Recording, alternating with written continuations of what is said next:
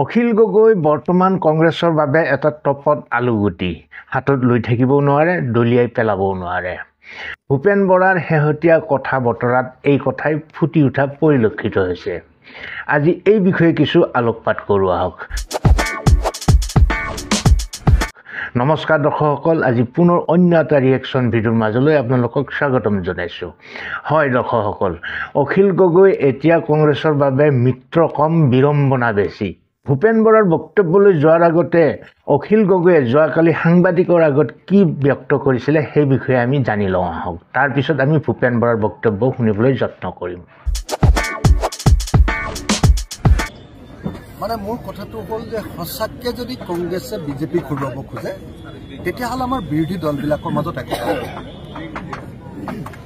যদি তেওঁলোকে 2021 চনৰ নিৰ্বাচনত আমাক অকল AIDFৰ লগত ইলেকশ্যন খেলিলে, বিজেপি চৰকাৰ হ'ল। 2021 চনত উপ নিৰ্বাচন খেলিলে, তাতো গোটেই বিজেপিক জিকালে, আমি তেওঁলোকতকৈ বেছি ভোট পালোঁ আমি য'ত খেলিছিলোঁ। আকৌ 2024 চনত লোকসভা নিৰ্বাচনত তেওঁলোকে আমাক এটাও চিট নিদিলে, তথাপিও আমি তেওঁলোকক জিকাই দিলোঁ। দ্বিতীয়বাৰ আমাক ঠগিলে তেওঁলোকে, চতুৰ্থবাৰ আমাক ঠগিলে। এইবাৰ উপ নিৰ্বাচনত 5টা চিটৰ এটা চিট বিচাৰিছিলোঁ, তেওঁলোকে নিদিলে, আমি এৰি দিলোঁ, তেওঁলোককে সহায় কৰিম বুলি ক'লোঁ। তাৰ পাছতো লেফ্ট পাৰ্টিবিলাককো CPIMLকো নিদিওঁ বুলি যেতিয়া ক'লে, তেতিয়া আমাৰ হেৰিটো ভাগি গ'ল, কংগ্ৰেছ আমাৰ মাজৰ পৰা ওলাই গ'ল। এতিয়ালৈকে 4বাৰ কংগ্ৰেছ দলে আন দলবিলাকক বিশ্বাসঘাতকতা কৰিছে।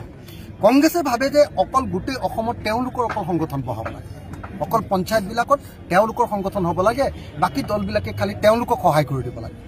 সেইকাৰণে আমি কৈছিলোঁ যে সেইটো নহয়, যদি সঁচাকৈ 26ত আমি বিজেপি ঘূৰাব লাগে, পঞ্চায়ত ইলেকশ্যনত যদি আমি একেলগে খেলোঁ, বেছিভাগ চিটত তেওঁলোকে খেলক, কিন্তু যদি আমি একেলগে খেলোঁ তেতিয়াহ'লে কি হ'ব, 26ৰ কাৰণে আমাৰ বিৰোধী দলবিলাকৰ মাজত একতাটো একেবাৰে তৃণমূল পৰ্যায়লৈকে, গাঁৱৰ পৰ্যায়লৈকে বিয়পি যাব।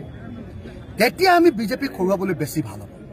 কিন্তু কংগ্ৰেছৰ মতে তেওঁলোকে অকলে খাব বস্তু, তেওঁলোকে বিচাৰে যে কলটো তেওঁলোকে অকলে খাব, বাকলিখন বেলেগলৈ দলিয়াই দিব। তেওঁলোকে কি কৰে, কংগ্ৰেছে সদায় অকলে তেওঁলোকে ইলেকশ্যন বিজেপিৰ বিৰুদ্ধে খেলিবলৈ যায়। ইলেকশ্যনৰ আগত কৈ থাকে যে আমি একলগ হ'ম। ইলেকশ্যনটো অহাৰ লগে লগে তেওঁলোকৰ জুই লাগে, আৰু লগে লগে তেওঁলোকে অকলে ইলেকশ্যনটো খেলে, আৰু ইলেকশ্যনটো যোৱাৰ পাছত আকৌ কয় যে আমি একলগ হ'ম। ইলেকশ্যনটোৰ সময়ত বেলেগ হৈ গৈছে। এনেকে 4টা ইলেকশ্যনত বিজেপিক জিকালে। মোক আপোনালোকে নিজে কওক যে আজিৰ দিনটো কংগ্ৰেছে অকলে অসমত বিজেপিক হৰুৱাব পৰা অৱস্থাত আছে নাই? নিশ্চয় নাই। যদি সঁচাকৈ বিজেপিক হৰুৱাব লাগে আমি চব একলগ হ'ব লাগিব, আৰু যদি চব একলগ হ'ব লাগে, প্ৰত্যেকবাৰে যদি কংগ্ৰেছে অকলে ইলেকশ্যন খেলি থাকে তেতিয়াহ'লে একলগ হ'ব নাই? মই সেইকাৰণে কৈ আছোঁ যে এইবাৰ পঞ্চায়ত নিৰ্বাচনত যদি আকৌ 5 নম্বৰ বাৰৰ কাৰণে ঠগে, তেতিয়াহ'লে কিন্তু আমিও কংগ্ৰেছক একেবাৰে সদায় এনেকৈ ৱাক অভাৰ দি নাথাকোঁ। সদায় খালী ফিল্ডত তেওঁলোকক দৌৰি থাকিবলৈ আমি নিদিওঁ। তো আমি তেওঁলোকক আৰু তেল মাৰিবলৈ নাই, তেতিয়াহ'লে তেওঁলোকেহে আমাক উল্টাই তেল মাৰিব। এনেকুৱা ধৰণৰ কথা কংগ্ৰেছে যে প্ৰত্যেকবাৰে যে অকলে ইলেকশ্যন খেলি বিজেপিক প্ৰত্যেকবাৰে জিকাই থাকে। 26জন MLA জিকালে, তাৰে 7জন MLA গুচি গ'ল বিজেপিলৈ, একো একশ্যনেই নলয়। তাৰমানে বিজেপিলৈ যোৱাটো তেওঁলোকে বিচাৰে, বিজেপিৰ লগত মিলিভকত হৈ থাকে তেওঁলোক। আমি যেতিয়া বিধানসভাত যেতিয়া দপদপাই বিজেপিৰ বিৰুদ্ধে কথা কওঁ, কংগ্ৰেছৰ কেইজন মানুহ থিয় হয়, বিজেপিৰ বিৰুদ্ধে কিমান প্ৰতিবাদ কৰে আপোনালোকে নিশ্চয় দেখিছে। গতিকে মই বাৰম্বাৰ কৈ আছোঁ যে কংগ্ৰেছৰ প্ৰতি মানুহৰ পূৰা আস্থা অহা নাই। আমি চবেই লগ লাগিলেহে সেই আস্থাটো আহে, আৰু চবেই লগ লগাৰ কাৰণেহে এইবাৰ MP ইলেকশ্যনত আমি জিকিছিলোঁ। আকৌ যদি কংগ্ৰেছে নিজে অকলে জিকিম বুলি ভাবে, তেতিয়াহ'লে নিজৰ ভৰিত নিজৰ হাতৰ কুঠাৰখন মাৰি দিয়া হ'ব। আৰু সেইকাৰণে কৈছোঁ যে পঞ্চায়ত নিৰ্বাচনটো মই যিমান দূৰ জানো কংগ্ৰেছে, মই নিজৰ আমাৰ শিৱসাগৰ জিলা, যোৰহাট জিলাবিলাকতে দেখিছোঁ, কংগ্ৰেছে কৈছে যে তোমালোকে ৱাৰ্ড মেম্বাৰত যদি কিবা চিট বুজাবুজি কৰা, কিন্তু কাউন্সিলাৰ আৰু জিলা পৰিষদ, আঞ্চলিক পঞ্চায়ত আৰু জিলা পৰিষদৰ এখনো আসন এৰি নিদিবা, চবতে কংগ্ৰেছৰ পতাকা ৰাখা বুলি কৈছে। গতিকে তেনেকুৱা ধৰণৰ কথাত য'ত ফ্লেগটো থাকিব, য'ত আমাৰ চিম্বল থাকিব, তাত যদি আমাক এখনো আসন এৰি নিদিয়ে, তেতিয়াহ'লে আসন বুজাবুজিৰ কিবা মিনিং আছে নেকি? কংগ্ৰেছৰ এই দুইতলীয়া কথাটোতো আমি মানি ল'ব নোৱাৰোঁ ভাই।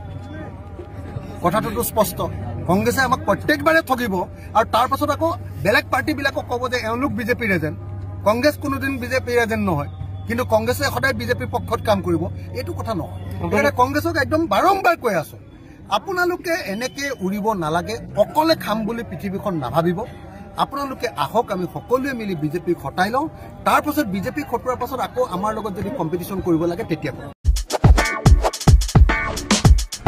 দৰ্শকসকল, অখিল গগৈৰ বক্তব্য আপোনালোকে শুনিলে। এইবাৰ প্ৰদেশ কংগ্ৰেছৰ সভাপতি ভূপেন বৰাৰ বক্তব্য শুনিলে আহক। যি ডেডলাইন দিয়ে দি থাকক, আমি আমাৰ দল চলাম। শুনক, এইটো কথা মই নোট কৰিছোঁ, সুধি নাথাকিব।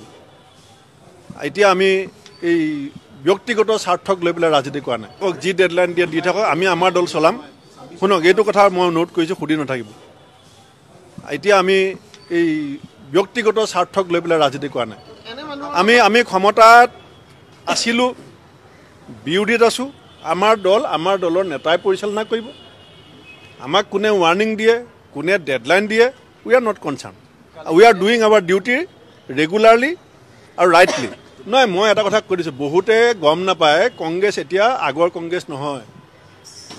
এতিয়া কংগ্ৰেছে অসমত 835 কিলোমিটাৰ খোজকাঢ়িব পৰা কংগ্ৰেছ, ধুবুৰীৰ পৰা শদিয়ালৈ। এতিয়া কংগ্ৰেছ বাগানে বাগানে 45 দিন থাকিব পৰা কংগ্ৰেছ। এতিয়া কংগ্ৰেছ চাঙে চাঙে 25 দিন থাকিব পৰা কংগ্ৰেছ। এতিয়া কংগ্ৰেছ পাহাৰে পাহাৰে 15 দিন থাকিব পৰা কংগ্ৰেছ। এতিয়া কংগ্ৰেছে পুলিচৰ সন্মুখত বেৰিকেড বগাব পৰা কংগ্ৰেছ। এতিয়া কংগ্ৰেছে ৰাস্তাত, গুৱাহাটীৰ ৰাস্তাত পুলিচৰ বেৰিকেড ভাঙি খোজকাঢ়িব পৰা কংগ্ৰেছ। আমি আমাৰ আত্মসন্তুষ্টিৰ কাৰণে কাম কৰা নাই, আমি ৰাইজৰ কাৰণে লাগি আছোঁ। আমি বিশিষ্ট বুদ্ধিজীৱীসকলে আমাক যি পৰামৰ্শ দিয়ে আমি শুনিবলৈ সাজু আছোঁ। হীৰেণ গোহাঁই ছাৰ আমাৰ নমস্য, আমাৰ শ্ৰদ্ধাৰ, তেখেতৰ পৰামৰ্শ আমি শুনিবলৈ সাজু আছোঁ। কিন্তু আমি আমাৰ দলৰ ভিতৰত যিটো সিদ্ধান্ত, সেইটো দলীয় মঞ্চত যিধৰণে হ'ব সেইটো তেনেকৈ হ'ব। পঞ্চায়তত AGP বিজেপিয়ে কিয় এলায়েন্স কৰিব পৰা নাই? অতুল বৰা ডাঙৰীয়া, কেশৱ মহন্ত ডাঙৰীয়া, হিমন্ত বিশ্ব শৰ্মা ডাঙৰীয়াৰ সম্বন্ধ ভালনে বেয়া? AGP বিজেপিৰ সম্বন্ধ ভালনে বেয়া? ভাল সম্বন্ধ, চাৰ্টিফাইড ৰিলেশ্যন, কেলৈ নোৱাৰে? দৰ্শকসকল, অখিল গগৈৰ অভিযোগ ভিত্তিহীন বুলি মই ক'ব নোখোজোঁ। নিৰ্বাচনৰ আগলৈকে কংগ্ৰেছে মিত্ৰতাৰ ধৰ্ম খুব ভালকৈ পালন কৰে, কিন্তু নিৰ্বাচনৰ দিন ঘোষণা হোৱাৰ লগে লগে তেওঁলোকে লুটি বাগৰ মাৰে। আচলতে নিৰ্বাচনৰ আগলৈকে মিত্ৰতাৰ কথা কৈ সকলোৰে লগত সদ্ভাৱ ৰাখি কংগ্ৰেছে মানুহৰ মাজত এটা পজিটিভ ইমেজ ক্ৰিয়েট কৰি লোৱাৰ প্ৰয়াস কৰে।